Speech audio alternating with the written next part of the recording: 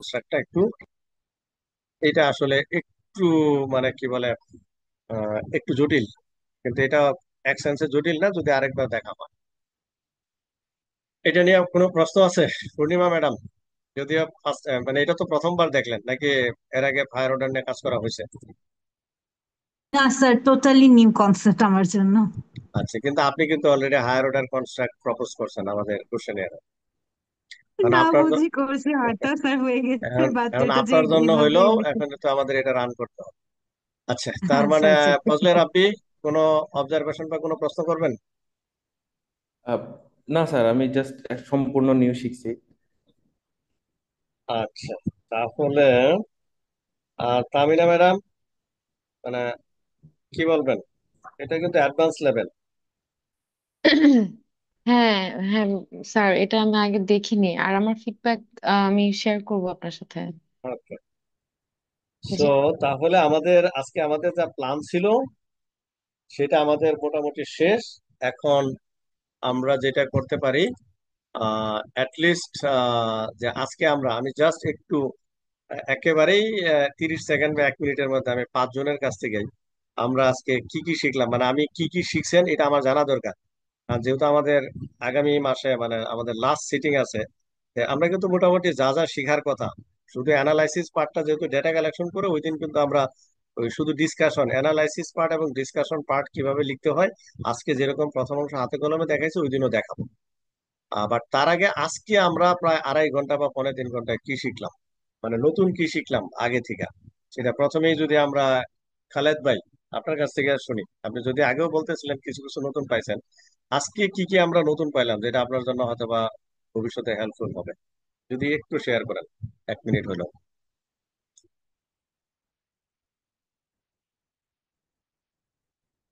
খালেদ ভাই কি শুনতে পাচ্ছেন? জি স্যার, শুনতে পাচ্ছেন? হ্যাঁ, আজকে আমরা নতুন কি শিখলাম আপনার আপনার কাছে মনে হয়েছে, বা ওভারঅল নতুন যদি। আসলে অনেক, হ্যাঁ আবারও অনেক কিছুই নতুন পাইছি যেগুলো আসলে আগে ওইভাবে ছিল না। আগে ম্যাক্সিমামই নতুন পাইছি, আর সেখানে কোশ্চেনের বিষয়গুলোতে কিছু কনফিউশনে ছিলাম। আজকে তো প্রথম দিকের তো কোশ্চেন নিয়ে অনেকটা আলোচনা হয়েছে। হুম, তো আলহামদুলিল্লাহ কোশ্চেনের বিষয়গুলো অনেকটাই আমার কনসেপ্ট ক্লিয়ার হয়ে গেছে। আহ, আরো অনেক কিছু নতুন পাওয়া গেছে। তারপরে একটা ছিল যে হাইপোথিসিস ডেভেলপমেন্টের কথাটা বলেছিলেন, ওই বিষয়টা আমার কাছে ভালো লাগছে যে যে দুইটা পদ্ধতিতে ওইটা হাইপোথিসিসটা করা যায়। এটা আসলে ওইভাবে আমি আগে করিনি। ওভারঅল তারপর ডেটা অ্যানালিসিস তো লাস্টে একটু দেখলাম ইয়াটা মোটামুটি আহ, অনেক কিছু নতুন ছিল, ম্যাক্সিমাম বিষয়গুলো নতুন ছিল। আর আচ্ছা, সবকিছু মিলে ভালো লাগছে। ওকে, থ্যাংক ইউ খালেদ ভাই। পূর্ণিমা ম্যাডাম, একটু শেয়ার করেন কি কি শিখলেন, একটু শুনে রাখি কি কি শিখলেন। হ্যাঁ স্যার, ওই কোশ্চেনারিতেও কিছু নতুন জিনিস শিখলাম। তারপর লিটারেচার রিভিউতে যে থিওরিটিক্যাল ফাউন্ডেশন কিভাবে অ্যাড করে ডেফিনিশন, ওগুলো অনেক ডিটেল আকারে শিখলাম, যেগুলো আগে একটু ভাষা ভাষা ছিল, হুম, বাট এখন একদম ডিটেল আকারে শিখতে পারছি। এরপরে হলো এই ডাটা অ্যানালাইসিসেরও ওইটা হাতে কলমে প্র্যাকটিস করতে গেলে আরো ক্লিয়ার হবে। এই তো sir. Okay, thank you Purnima madam. Fazle Rabbi. জি স্যার, আমি আসলে অনেক কিছু শিখছি। ফার্স্ট, যেটা ডেমোগ্রাফিক সেকশন, যেটা একদম ফার্স্টে আমাকে মেনশন করেছিলেন, আমি লিখে রাখছি সবকিছু। তারপর হচ্ছে হাইপোথিসিস, যে যে আপনি বলেছিলেন যে থিওরিটা আমাকে বারবার এখানে প্রুভ করতে হবে এমন। এবং ইন্ট্রোডাকশনে আমার ফ্রেমওয়ার্ক এবং কোশ্চেনারিজ সম্পর্কে উল্লেখ করার যে বিষয়টা। আর সবচেয়ে বেশি যেটা ভালো লাগছে সেটা হচ্ছে লিটারেচার ম্যাট্রিক্স সম্পর্কে যে আইডিয়াটা, এটা সম্পূর্ণ নিউ। আমি অনেকগুলো আর্টিকেল পড়ছি, বাট এভাবে কোথাও ছিল না। বাট এই আর্টিকেলটা কিন্তু একটা Q1 জার্নালের আর্টিকেল এবং জার্নাল অফ ক্লিনার প্রোডাকশনের, তার মানে আমরা ধরে নিতে পারি যে এইটা ফলো করলে আমার নিজের লেখার ক্ষেত্রে সহায়তা করবে, প্লাস আপনার রিভিউয়ার বা এডিটরের জন্য দেখা যাবে যে অন্যদের প্রেজেন্টেশনের চেয়ে আমার প্রেজেন্টেশনটা অনেক সুন্দর হবে। হ্যাঁ, এটা প্রেজেন্টেশনটা খুব সুন্দর, সেটা আমি খুব ভালো মতো দেখছি। এবং লাস্টে যে আপনি রিফ্লেকটিভ মেজারমেন্ট, এই মানে পুরো ফ্রেমওয়ার্কটা কিভাবে আমি শো করব, লাস্টে যে আর্টিকেলটা আপনি দেখিয়েছেন আমাদের, ওইখানে লেখা আছে যে আপনার যে সুপারভাইজার ছিল, ওনাদের মাধ্যমে আপনি ফরমেটিভটা আনছেন। যাকে আমার জন্য ভালো হয়েছে যেটা শো করার জন্য। Thank you. Last but not the least, Tamina madam. Sir, um, আজকে তো সবগুলাই নতুন নতুন জিনিস শিখলাম, বাট আমি আমার আরেকটু হয়তো বুঝতে একটু সময় নিচ্ছি। আমি এই কাজগুলো আগে করি নাই, কোয়েশ্চেনের গুলো আগে দেখা হয়নি। আমি একটু দেখবো, তারপর হয়তো আর একটু বেটার বলতে পারবো আর কি। আমার একটু সময় লাগবে। আচ্ছা, স্পেসিফিক কি কি এরিয়া শিখছেন বলে মনে হয় আপনার কাছে? এতগুলি টার্ম বলছেন স্যার, আমার কেমনি ভাবে মনে আছে। আচ্ছা, থ্যাংক ইউ। এখন একেবারেই আমরা 1 থেকে 2 মিনিট আমাদের রাইটিং এক্সপার্ট কনসালটেন্সির চিফ অ্যাডভাইজার এবং সিইও আহসান ভাই, আপনি যদি আমাদের সমাপনী বক্তব্য দেয়া আজকে শেষ করেন। আমি তো অনেক লেকচার দিয়েছি, আমি এখানে আগাম আগাম বিদায় নিয়ে রাখলাম। আর নেক্সট সেশন তো অবশ্যই আমাদের নেক্সট মান্থের এরকম 20 থেকে 25 তারিখের মধ্যে, এবং সেটা কিন্তু লাস্ট সেশন বলা চলে। বাই দিস টাইম আমরা তো আমরা যেটা এখন আমাদের ডেটা কালেকশন কোশ্চেনারটা ফাইনাল করে আমরা ডেটা কালেকশন করব, অ্যানালাইসিস করব। ওই দিন এইটাই আপনাদের সামনে এই ডেটা সেটটা অ্যানালাইসিস করব, এবং কিভাবে এই অ্যানালাইসিসটা লিখতে হয় সেটা হাতে কলমে দেখাবো। প্লাস সবচেয়ে গুরুত্বপূর্ণ অংশ ডিসকাশন এবং theoretical implication, practical implications, limitations and future research direction এবং কনক্লুশন কিভাবে লিখতে হয়। ওইটাই হচ্ছে আপনার Q1 জার্নালের মূল কন্ট্রিবিউশনের জায়গা। সেটা কিন্তু আগামী ক্লাসে আমরা হাতে কলমে শিখবো, এবং তাহলে আমাদের 3 মাসের মধ্যে ইনশাল্লাহ প্রজেক্টটা রেডি হয়ে যাবে। দেন আমরা ইনশাল্লাহ সাবমিট করবো। তো ওইটা তো আহসান ভাই তো বলবেন, বাট আমরা জানি যে এটা আমরা ফিজিক্যালিও সবাই চাইলে করতে পারি। আর যদি সবাই না আসেন তো বাধ্য হইয়া হাইব্রিড মোডের মধ্যে টাফ হবে, কারণ আমাদের ওই সেট আপ তো নাই যে আপনাকে অনলাইনে নিব আবার ফিজিক্যালিও নিব, সেটা সেট আপ ব্যবস্থা করতে হবে। বাট স্টিল এটা আহসান ভাইয়ের উপরে, আহসান ভাইরা হয়তো সুন্দর একটা ব্যবস্থা করবেন। তা আমি বিদায় নিয়ে রাখলাম। আহসান ভাই, ওভার টু ইউ। জি, আসসালামু আলাইকুম স্যার। আপনাকে অনেক ধন্যবাদ যে আপনি কষ্ট করে আমাদেরকে সময় দিচ্ছেন এই প্রজেক্টে। আর পার্টিসিপেট যারা আছে, রিসার্চ স্কলার, সবাইকে ধন্যবাদ। বাট স্যার, আমার স্পেসিফিকলি একটা কোশ্চেন স্যারের কাছে না, বেসিক্যালি রিসার্চ স্কলারদের কাছে। আমার যে বিষয়টা মনে হচ্ছে যে এটা অ্যাডভান্স লেভেলের একটা ট্রেন আপ, কিন্তু যদি আমি আপনাদের কাছে স্পেসিফিক একটা কোশ্চেন করি, অনেকেই যাদের রিসার্চের মৌলিক জ্ঞান একবারেই নাই আমার কাছে কাউন্সিলিং এ আসে, তারা অ্যাডভান্স লেভেলের এই কাজগুলো শিখতে চায়। তো তাদের কি ফার্স্ট স্টেপে আমরা এই ধরনের Q1 লেভেলের অ্যাডভান্স লেভেলের প্রজেক্টে নিয়ে আসলে তারা পারবে কিনা? আপনাদের কি মনে হচ্ছে পারসেপশন থেকে? বা তাদের আগে বেসিক রিসার্চ ওয়ার্ক করা দরকার, তারপর এই ধরনের প্রজেক্টে আসা দরকার? এই বিষয়ে যদি আমরা একটু আপনাদের ওপিনিয়ন পেতাম।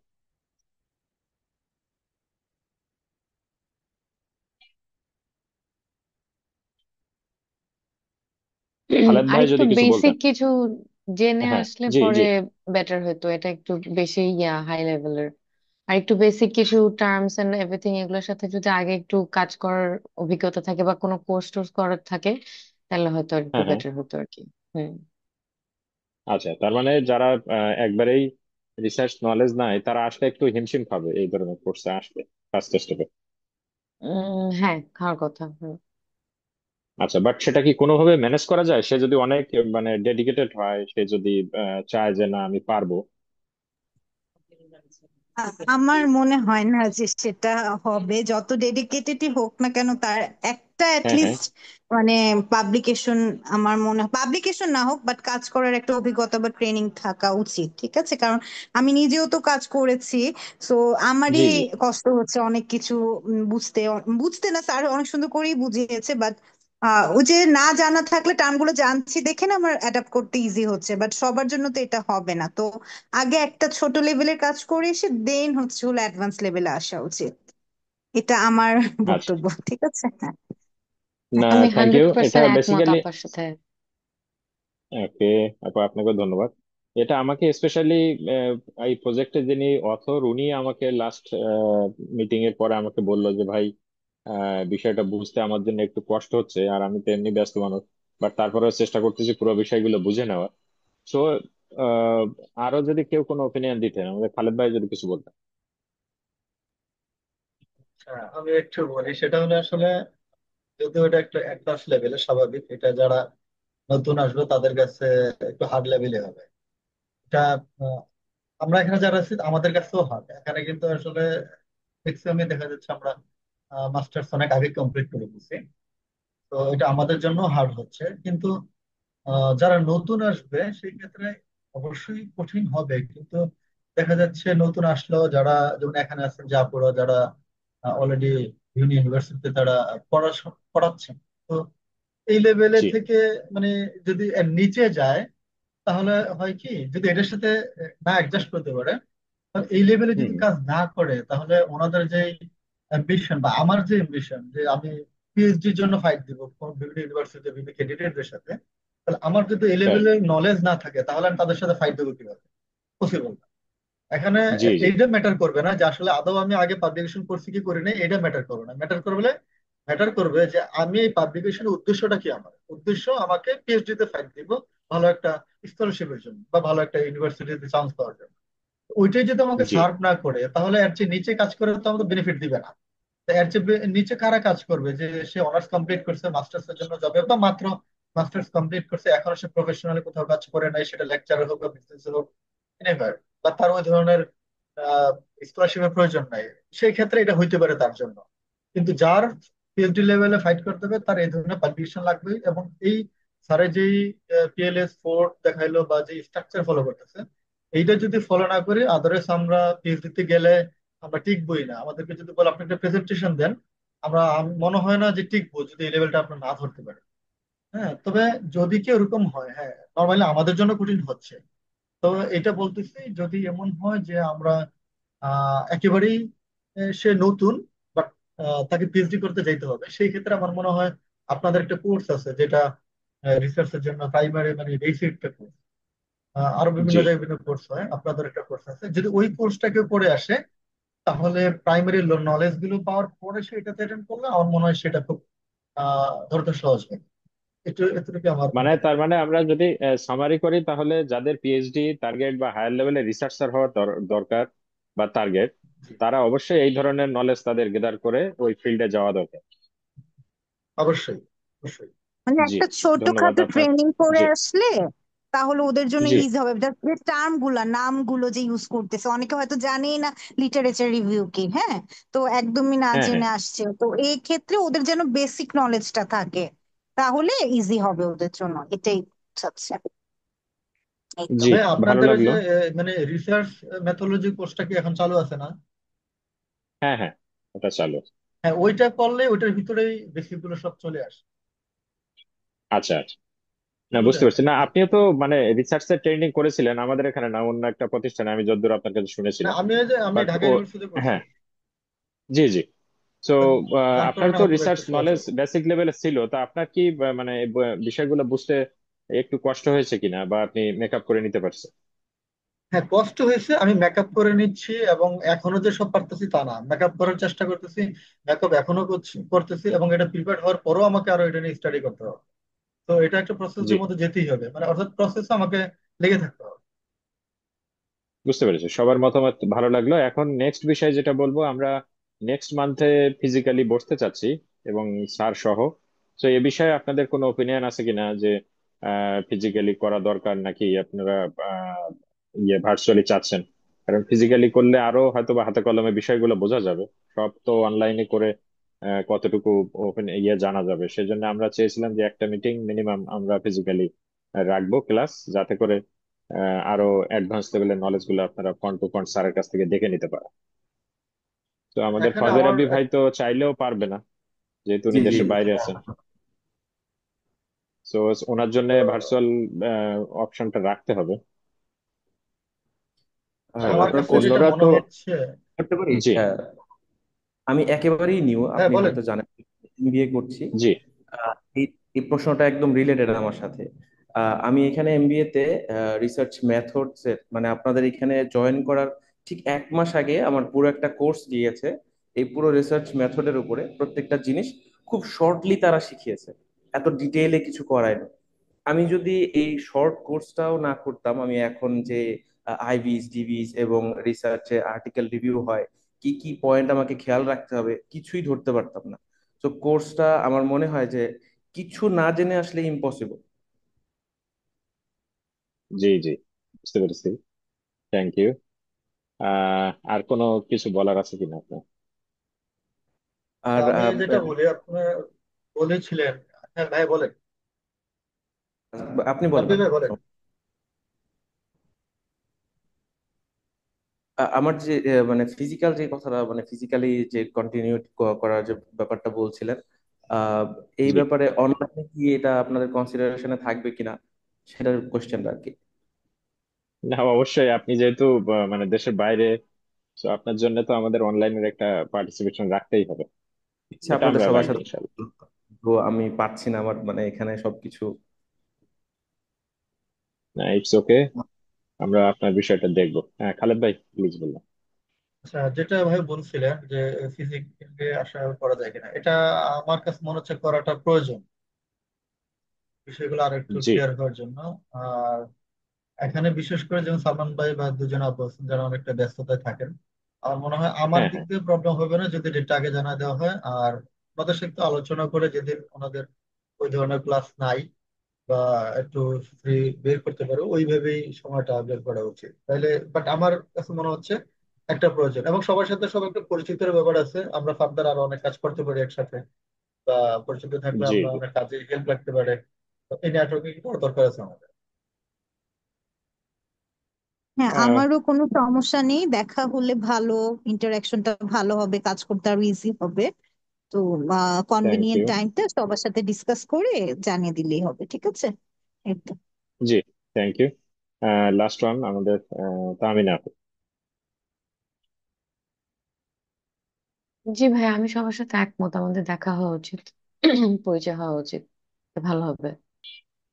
হ্যাঁ, মানে আমি শেষ করতে চাচ্ছি একটা বিষয়, সেটা হলো আমরা একটা সুখবর দিতে চাচ্ছি। সেটা হলো আমরা যারা এই প্রজেক্টে আছি সবাইকে আমরা 12 মান্থের সার্টিফিকেট আমাদের ইন্টারন্যাশনাল রিসার্চ কোলাবোরেশন বাংলাদেশ এই অর্গানাইজেশনের পক্ষ থেকে 12 মান্থের সার্টিফিকেট আমরা প্রোভাইড করব, যেটা আপনারা দেশের বাইরে অ্যাপ্লাই করার সময় ইউজ করতে পারবেন।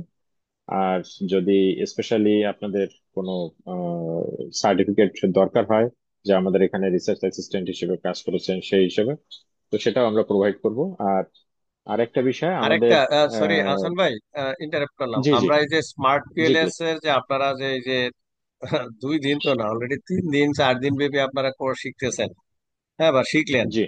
হ্যাঁ, এই শুধু স্মার্ট পিএলএস এর উপর যে আমরা একটা বিশেষ ওয়ার্কশপ, যেটা অ্যাডভান্স লেভেল, আমরা ইন্ট্রোডাকশন অ্যাডভান্স দুইটাই নিছি, হ্যাঁ, হ্যাঁ। এটার জন্য জি, আপনাদেরকে আমরা একটা আলাদা সার্টিফিকেট দেবো, কারণ এটাও আপনার সিভিতে, কারণ আপনার পিএইচডি প্রোফাইল রেডি করতেছেন না, আমার সিভিতেও আছে জি। যে আমি এই যে স্মার্ট পিএলএস এর ইন্ট্রোডাকশন অ্যাডভান্স লেভেলের ওয়ার্কশপ করছি আমার সুপারভাইজারের কাছে। এইটাও আমরা আমাদের যে রাইটিং এক্সপার্ট কনসালটেন্সির প্রোভাইড ব্যানারে করব। আপনাদের এই যে স্মার্ট পিএলএস এর উপর যে আপনারা ওয়ার্কশপে অ্যাটেন্ড করেছেন, এবং সেটা একদিন না, আপনারা মূলত এটার উপর অলরেডি আমাদের কত 12 ঘন্টা হয়ে গেছে, সেই হিসেবে 3 দিন ব্যাপী, বা 2 দিন ব্যাপী যে আমরা করছি, এটার উপরও আপনাদেরকে আরেকটা সার্টিফিকেট আমরা, প্লিজ আসান ভাই। আর একটা বিষয়, আমরা আমাদের আইআরসিবির যে অ্যাফিলিয়েশনটা, সেটা আমরা জার্নালে সাবমিট করার সময় এটা সেকেন্ড বা ফার্স্ট যে কোনো পজিশনে আপনাদের ইউজ করতে পারবে। যেমন আমাদের স্যার অলরেডি ওনার সাবমিশন গুলোতে ফার্স্ট অ্যাফিলিয়েশন হিসেবে আমাদের রাইটিং এক্সপার্টের, সরি, আইআরসিবির অ্যাফিলিয়েশন ইউজ করে। তো সেই হিসেবে স্যার যদি চান আমরা এই বিষয়টাও ওখানে অ্যাড করতে পারি অ্যাফিলিয়েশন হিসেবে। মানে এটা আমি স্যার, আপনার কোন আপনাদেরকে বলবো ওপিনিয়ন যে, আছে? হ্যাঁ, মানে হাসান ভাই, আপনার সাথে আমি অ্যাড করি যে জি। এটা আমাদের, মানে আপনারা যেহেতু আমাদেরই পরিবারের একজন অংশ, আপনারা যারাই নেক্সট পাবলিকেশন করতেছেন, আমরা সাজেস্ট করব যে আপনি যেহেতু আমাদের অফিসিয়ালি, কিন্তু আমরা গত মাসের 19 তারিখ থেকে আপনি আমাদের সেই হিসেবে আপনি জানেন যে Q1 লেভেলের ভালো জার্নালে কিন্তু ডেজিগনেশন লিখতে হয় না, ঠিক আছে, ওইভাবে যে আপনি আসছেন। তারপর আপনি রিসার্চ অ্যাসোসিয়েট, হ্যাঁ, রিসার্চ অ্যাসিস্ট্যান্ট থেকে যদি আমি স্যার জানি না যে হাসান ভাই যাদের ভালো অভিজ্ঞতা আছে তাদেরকে রিসার্চ অ্যাসোসিয়েট ইয়েও দিবেন কিনা, তা আপনার ওই ইউনিভার্সিটির অ্যাফিলিয়েশনের সাথে, বা আপনার যে অর্গানাইজেশনের প্রাইমারি অ্যাফিলিয়েশন আছে সাথে, এর সাথে সেকেন্ডারি অ্যাফিলিয়েশন হিসেবে আপনাদের এই নেক্সট পাবলিকেশন, ইমিডিয়েট কোনো পাবলিকেশনেও যে রিসার্চ অ্যাসিস্ট্যান্ট বা রিসার্চ অ্যাসোসিয়েট কমা ইন্টারন্যাশনাল রিসার্চ কোলাবোরেশন বাংলাদেশ, হ্যাঁ, আইআরসি কমা ঢাকা বাংলাদেশ, এই অ্যাফিলিয়েশন ইউজ করতে পারেন। এতে আপনার বেনিফিট কি? আপনার বেনিফিট হচ্ছে যে আপনি আইআরসিবির সাথেও সম্পৃক্ত আছেন, সেটা কিন্তু আপনি শো করতে পারলেন। সেটা কি? ইন্টারন্যাশনাল রিসার্চ কোলাবোরেশন বাংলাদেশ, যেটাও আপনার প্রোফাইল, পিএইচডি রিসার্চ প্রোফাইলে ভ্যালু অ্যাড করবে। আপনি সেটা, কারণ আর্টিকেলও তো আপনাকে সবাই দেখবে, যে হ্যাঁ, সুপারভাইজারকে যখন আর্টিকেল পাঠাবেন, যার সাথে যোগাযোগ করবেন, তাহলে এটা আপনার জন্য একটা বেনিফিট। আর আমাদের বেনিফিট মানে হচ্ছে যে আমাদের তো কিউএস র্যাঙ্কিং নাই, যে আইআরসিবি তে আমরা একটা র্যাঙ্কিং পাবো। তা অবশ্যই আপনারা যদি আইআরসিবির অ্যাফিলিয়েশন ইউজ করেন তাহলে এটা অবশ্যই আমাদের জন্য হচ্ছে এটা অবশ্যই একটা পজিটিভ বিষয়, ভালো বিষয়। কিন্তু আমি কিন্তু আপনাদের বিষয়টা ভাবতেছি যে আপনি এখানে কাজ করছেন, যেটা রিসার্চ অ্যাসিস্ট্যান্ট বা রিসার্চ অ্যাসোসিয়েট, যেটা আমি ইউজ করছি। আসান ভাই যেটা বললো অলরেডি একাধিক আর্টিকেল ইউজ করছি, রিসেন্টলি দেখছেন যে আমি একটা পেপার রিভিউ করছি, সেখানে আমি সরাসরি শুধু আইআরসিবির নামই দিছি, director of research, comma international research collaboration Bangladesh, comma Dhaka, comma Bangladesh. এই অ্যাফিলিয়েশনটুকু আমি আমার এখনকার আর্টিকেলে আমি ফার্স্ট অথর হিসেবে, মানে ফার্স্ট অ্যাফিলিয়েশন হিসেবে, প্রাইমারি অ্যাফিলিয়েশন হিসেবে ইউজ করছি, সেকেন্ডারি অ্যাফিলিয়েশন হিসেবে ইউজ করি। এটা আপনারাও করতে পারেন, কারণ আমার যেহেতু আইআরসিবির সাথে একটা সম্পৃক্ততা আছে, আমি চাই এটাও আমার রিসার্চ কমিউনিটিতে জানুক যে আমি এটার ডাইরেক্টর অফ রিসার্চ। আপনি যে আমাদের সাথে আছেন রিসার্চ অ্যাসিস্ট্যান্ট বা রিসার্চ অ্যাসোসিয়েট হিসেবে, এটা তো পিএইচডির জন্য, গবেষণার জন্য একটা প্লাস পয়েন্ট। এটা তো যে কেউ চাইলে তো, আর আপনি আপনি চাইলে তো ইউনিভার্সিটির লেকচারার, অ্যাসিস্ট্যান্ট প্রফেসর, তো আপনি তো কোনো রিসার্চ ফার্মের সাথে নাই যেখানে স্পেশাল নলেজ পাবেন। সুতরাং আই থিঙ্ক থ্যাংকস ফর আসান ভাই যা এই সুযোগটা আমাদের স্কলারদের আপনারা দিচ্ছেন বা আমরা দিচ্ছি। আবার আমার মনে হয় আপনারা পাবলিকেশন এটা ইউজ করতে পারেন এইভাবে। Thank you. স্যার, এটার আরেকটা সুবিধা যেটা আছে আমি আপনাকে বলেছিলাম, সেটা হলো যেহেতু এক একজন এক এক জায়গার, তো আমরা একটা অর্গানাইজেশন একসাথে কাজ করে একটা জার্নাল পাবলিকেশনে নিয়ে গেছি, এটাও এখানে অথেন্টিকেটি প্রমাণ করে যে সবাই একসাথে কাজ করেছে।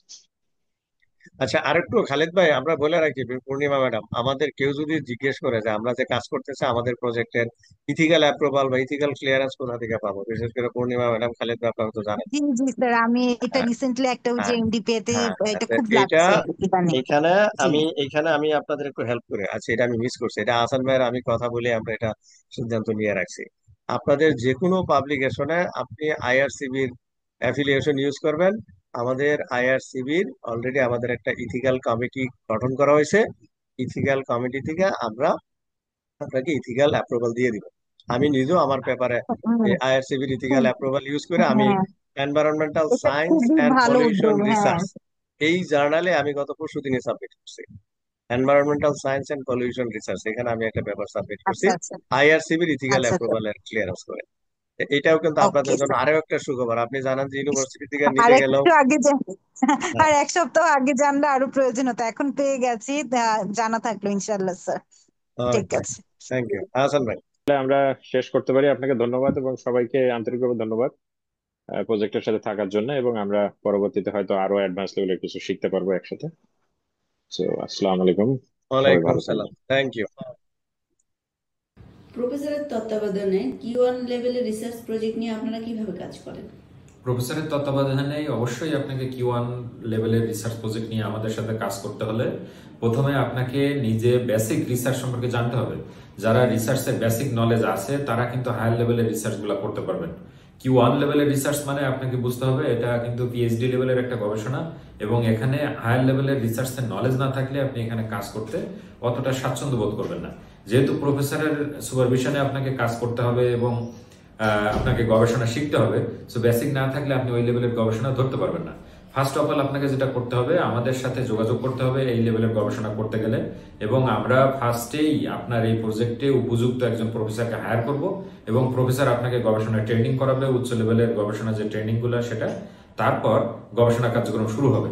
এবং গবেষণা কার্যক্রম বিষয়টা এরকম না যে প্রফেসর আপনাদের সবকিছু করে দিবে। প্রফেসর আপনাদেরকে মেন্টরিং করবে বা সুপারভাইজ করবে, কাজ কিন্তু আপনাদের তার সাথে যুক্ত থেকে পাঠ করতে হবে। এবং প্রফেসর ফাইনালি একটা টাচ আপ করবে এবং এর জার্নালে পাঠানো হবে পাবলিকেশনের জন্য। তাহলে ফার্স্ট অফ অল যেটা করতে হবে, এটা আপনি বলতে পারেন কোন ফিল্ড নিয়ে কাজ করেন, এটা যে কোনো ফিল্ড নিয়ে আপনি আমাদের সাথে কাজ করতে পারেন, science, arts, commerce, engineering, so তারপর হচ্ছে আপনার সোশ্যাল সায়েন্স, আরো যেটা বলতে পারি আমরা এনভায়রনমেন্টাল সায়েন্স, তারপর হচ্ছে ভ্যারাইটিস টাইপস অফ ফিল্ড নিয়ে আপনি আমাদের সাথে কাজ করতে পারেন। বিষয়টা এরকম না যে প্রফেসর ফিক্সড। আমরা এক একজন প্রফেসরকে যখন নিয়োগ করি তখন দেখি যে উনি কি কি বিষয় নিয়ে কাজ করতে পারবেন, এবং রিসার্চ গুলা, প্রজেক্ট গুলা Q1 লেভেলের কাজ করে জার্নাল থেকে পাবলিকেশন করানোর উপযুক্ত ক্যাপাসিটি ওই প্রফেসরের আছে কিনা। সুতরাং অবশ্যই আমাদের সাথে আপনি এই প্রজেক্ট গুলো নিয়ে কাজ করতে পারেন। আমাদের সাথে অফিসে এসে সরাসরি বসবেন, আমরা বিস্তারিত আলাপ করব, এবং আমাদের কিছু চলমান প্রজেক্ট শুরু হয় সেগুলোতেও আপনারা যুক্ত হতে পারেন, যে বর্তমানে কোনগুলো চলমান আছে সেখানে গবেষণার পাঠে আপনি যুক্ত হতে পারেন কিনা, কোন অবস্থায় আছে সেটা, কাজ কি শুরুর দিকে না শেষের দিকে, সে বিষয়ে আপনি আলোচনা করবেন আমাদের সাথে। সো আমাদের ফেসবুকে যখন আপনি যোগাযোগ করবেন, ফার্স্টে আপনি বলবেন যে আপনি এই এরিয়া নিয়ে কাজ করতে চাচ্ছেন, তখন আমরা আপনাকে বলবো ওই ফিল্ডের সাথে ম্যাচ করে কোনো প্রজেক্ট বর্তমানে চলমান আছে কিনা। যদি না থাকে তাহলে ওইটা আপনি নিজের মতো করে শুরু করবেন, এবং আপনার সাথে দরকার হলে কো অথর বা অন্য যারা দরকার তাদেরকে আমরা ম্যানেজ করার চেষ্টা করবো। এবং আপনার যদি থাকে অনেকেই, তাহলে 4-5 জন একটা গ্রুপ করে আপনি আমাদের সাথে কাজ করতে পারেন। তাহলে যেটা আমরা রিকোয়ারমেন্ট হিসেবে দিচ্ছি Q1 লেভেলের প্রজেক্টে কাজ করার জন্য, আপনাকে প্রিভিয়াস নলেজ থাকতে হবে বেসিক রিসার্চের, না হলে প্রফেসরের সাথে এই হায়ার লেভেলের গবেষণা করতে আপনি স্বাচ্ছন্দ্য বোধ করবেন না। তো আমরা বাংলাদেশে প্রথম যারা কোনো রেডিমেড প্রজেক্ট আপনার নামে পাবলিশ করে দিব না। সুতরাং চিন্তা এভাবে করবেন না যে আপনি টাকা দিয়ে বসে থাকবেন, কাজটা হয়ে যাবে। আপনাকে অবশ্যই আমাদের সাথে হায়ার লেভেলের গবেষণা শিখতে হবে, সেই ক্যাপাসিটি এবং মেন্টালিটি আপনার থাকতে হবে গবেষণার কাজ করার, এবং গবেষণা শেখার পরে আপনাকে কাজ করতে হবে। এখানে ক্লাস হবে, প্রত্যেকটা গবেষণার ক্লাস হবে 4 ঘন্টা করে। এই ক্লাসগুলো এমন সময় হবে যাতে করে সবাই যারা প্রফেশনাল বিভিন্ন জবে আছেন বা স্টুডেন্টরা সবাই এটা করতে পারবে। সুতরাং আপনি কোন প্রফেশনে আছেন, এটা করতে পারবেন কিনা, সময় পাবেন কিনা, এরকম না, আপনার সাথে ম্যাচ করেই আমরা এই কাজটা করব, এবং যাতে করে আপনি গবেষণার কাজে যুক্ত থাকতে পারেন ওভাবেই আমরা কারিকুলাম সেট করব। সুতরাং যারা পিএইচডি বা মাস্টার্স লেভেলে দেশের বাইরে যেতে চাচ্ছেন এবং হায়ার লেভেলের গবেষণা দরকার, বাংলাদেশে বর্তমানে কিন্তু লোয়ার লেভেলের গবেষণা অনেকেই করতেছে, কিন্তু হায়ার লেভেলের টাচ আপ Q1 লেভেলের যেটা প্রজেক্টগুলো নিয়ে হাই ইম্প্যাক্ট ফ্যাক্টর জার্নালগুলোর জন্য কাজ খুবই কম হয়। এই ধরনের কাজ করতে হলে একমাত্র আমরাই আপনাকে ওই সহযোগিতাটা করব। আপনাকে ধৈর্য ধরে আমাদের সাথে বসতে হবে এবং কাজ করার জন্য প্রিপারেশন নিতে হবে। ধন্যবাদ। পিএইচডি ফান্ডিং পাওয়ার পরে পিএইচডি শেষ করা পর্যন্ত এই ফান্ডিং চলমান থাকবে কিনা? খুবই গুরুত্বপূর্ণ একটা কোশ্চেন। আমরা পিএইচডি নিয়ে যেহেতু কাজ করি, আমরা কিন্তু যে বিষয়টা খুব ভালোভাবে আমাদের ক্লায়েন্টদেরকে বোঝানোর চেষ্টা করি যে স্বাধীনতা অর্জন করার থেকে স্বাধীনতা রক্ষা করা যেমন কষ্টকর, পিএইচডি ফান্ডিং পাওয়া কষ্ট, হ্যাঁ, যেমন স্বাধীনতা অর্জন করাও কষ্ট, তো পিএইচডি ফান্ডিং পাওয়াও কিন্তু অনেক বেশি চ্যালেঞ্জ। ফান্ডিং চাইলেন আর পেয়ে গেলেন, বিষয়টা এরকম না, কিন্তু পাওয়ার পরে আপনার যে মেন চ্যালেঞ্জিং এর পার্টটা শুরু হবে, তখন কিন্তু আপনাকে আরো বেশি ইফোর্ট দিতে হবে, প্রফেসরের সাথে কাজ করতে হবে, প্রফেসরের ঝাড়ি শুনতে হবে। অনেক প্রফেসরের অ্যাটিটিউড ভালো থাকে না, খারাপ থাকে, সো সে আপনাকে এক কাজ বারবার করাইতে পারে, আপনি বিরক্ত হইতে পারেন। নতুন একটা এনভায়রনমেন্টে যাবেন, সেখানে যে ম্যাচ করে নেওয়ার ব্যাপারটা থাকবে, আপনার ফ্যামিলি নিয়ে গেলে তাদের সময় দেওয়ার বিষয়টা থাকবে। তো সুতরাং আপনাকে যে বিষয়টা মনে রাখতে হবে, আপনার ফান্ডিং ডিপেন্ড করবে আপনার রেজাল্টের উপর, ফান্ডিং ডিপেন্ড করবে আপনার রিসার্চের উপর। প্রফেসর আপনাকে একটা কাজ দিলেও আপনি পারলেন না, বা প্রফেসর যেভাবে যে কোয়ালিটিতে চাচ্ছে ওই কোয়ালিটি আপনি অ্যাচিভ করতে পারছেন না, তাহলে কি প্রফেসর আপনাকে বসায় বসায় ফান্ডিং এর টাকা রাখবে? রাখবে না, সে ক্যান্সেল করে দিবে। এবং যখন একজন ফান্ডিং পায় পিএইচডির জন্য, সে কিন্তু ফেসবুকে একটা স্ট্যাটাস দিয়ে দেয় যে হ্যাঁ আমি ফান্ডিং পেয়ে গেছি, একটা গুড নিউজ, সবাই কনগ্রাচুলেশন জানায়। কিন্তু যখন সে দেশের বাইরে যাওয়ার পরে দেখবেন অনেকের 3 বছরের পিএইচডি 5 বছর লেগে যায়, 5 বছরের পিএইচডি 4 বছর লেগে যায়। সো এর ফলে যেটা হয়, উনি তাহলে সঠিকভাবে দিতে পারতেছে না, প্রফেসর স্যাটিসফ্যাকশন নাই, বিভিন্ন রকম ঝামেলা হচ্ছে। ওইটা কিন্তু আর উনি পাবলিকলি বলবে না যে আমার প্রফেসরের সাথে আমি কাজ করতে পারতেছি না। সো যখন প্রফেসর দেখবে যে না আসলে ওনাকে দিয়ে হচ্ছে না, প্রফেসর বলবে যে আপনি দেশে ব্যাক করে যান, বা আপনি ফান্ডিং আপনি পাচ্ছেন না বা ক্যান্সেল করে দেওয়া হয়েছে। এই বিষয়টা আর বাইরে ওপেনলি কেউ বলে না। সো আমরা কিন্তু যেহেতু ক্লায়েন্টদেরকে নিয়ে কাজ করি, আমরা দেখেছি আমাদের কিছু ক্লায়েন্ট এরকম ঝামেলার মধ্যে পড়ে যায়, এবং তারা কেউ কেউ মানায় নিতে পারে, কেউ আবার পারে না। দেশে ব্যাক করার মতো লোকও আমরা দেখেছি, ক্লায়েন্টকেও আমরা দেখেছি, এবং সেটার পরিমাণও কম না। সুতরাং রাইটিং এক্সপার্ট কেন আপনাদেরকে বারবার বলে যে যাওয়ার আগে প্রোফাইলটা বিল্ড আপ করেন, রিসার্চ শেখেন, আমরা আপনাকে বেসিকটা শিখাই, অ্যাডভান্স শিখাই, ইন্টারমিডিয়েট লেভেলে শিখাই।